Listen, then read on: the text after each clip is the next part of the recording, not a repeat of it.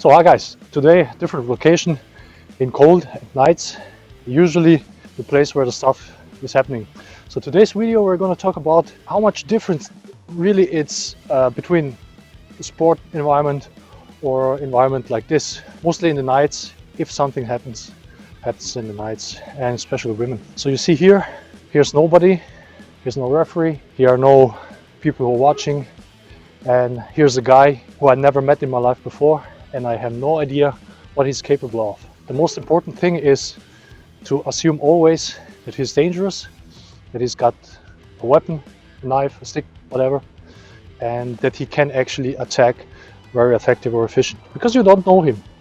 You don't have to assume, oh, I'm a martial artist, I'm better than him. When you're passing by and you see a guy like this, you shouldn't go like here, okay, too close to him. You should like take a ball and maintain a distance.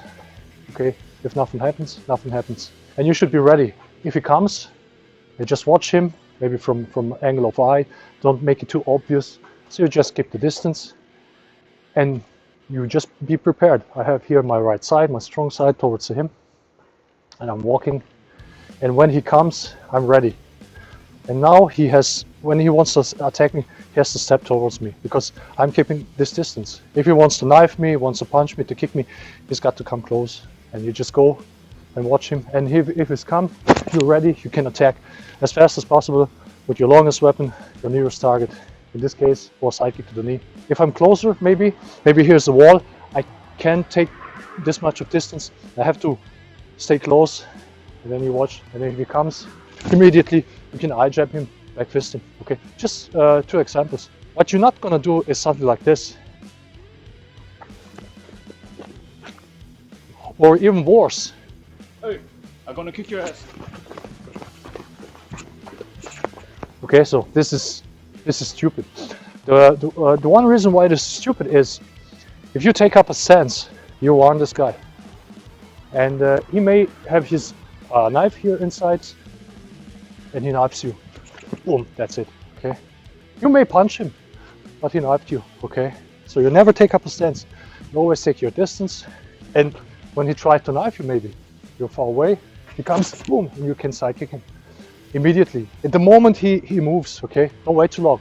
That's why it's so important to be able to attack and defend yourself from any position, from standing position, from leaning position on the wall, or from walking position. Like I say, if he's here and I'm walking by, I'm walking. I cannot go like here and go in a ready position because I don't know if this guy's going to attack. So I have to be ready to defend myself from the walking position.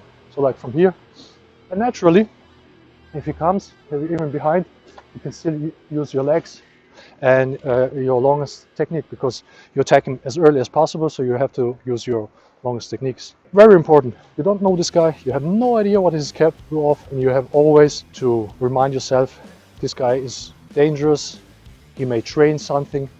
So the other thing is, sometimes you walk by a people or by a guy and he's on your left side. So there's a moment when you have to be able to use your left side. So in Jeet Kune Do, it's strong side forward, or you use most of the times your right hand, your right leg.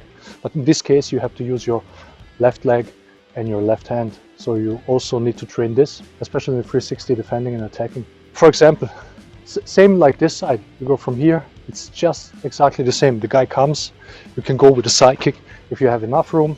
You see it early, you can go on with a long side kick. If you don't have so much room, you can do a shorter side kick, lower side kick, or even back fist. So it's simple as that. So in this situation, it's even more important. Maybe it makes even clearer why JKD it's so important to attack the vulnerable targets. So where you go to the eyes, you go to the groin, and when he is standing in front with his leg, you go to the knee. Okay, because these are the targets you can do the most amount of damage in really short amount of time, very quickly, and you don't have to waste much time.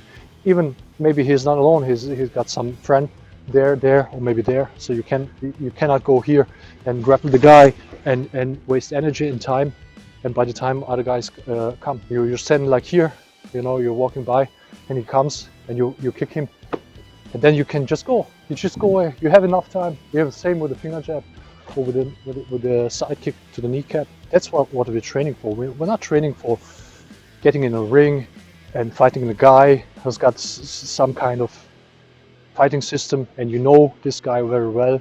You watched his fights. You know his weaknesses. You know his strengths. You know his style, the way he kicks, the way he punches, the way he maybe grapples. This guy you don't know, so you have to use, for sake of your life, the most effective, efficient strategies that you can apply, and that's what JKD is about. It's as simple as that. It's not about I'm better than you, I'm better than you hear people go with the Mike Tyson in the ring. Let's see how you can fight Mike Tyson. I don't care. I don't care what Mike Tyson does. There's only one Mike Tyson somewhere in the US. I'm in Germany. And if Mike Tyson happens to stand on a side of the road and he comes to me, I'm going to exactly try the same thing. I'm going to side kick his knee or kick him in the groin, or eye jab him or use my back fist, straight lead, whatever, as fast as possible as I can, because I don't know that he is Mike Tyson or this guy. The other thing is you do this concealed. You don't show that you're capable to do anything. When you do it at the last moment, you're walking normally and then you just defend from nowhere, from walking. And this guy is never warned, because he doesn't know what you can. Like you don't know what he's capable of, also he doesn't know what you're capable of. You have to use this to your advantage. I hope you understand what I meant, and yeah, well guys, see you next time.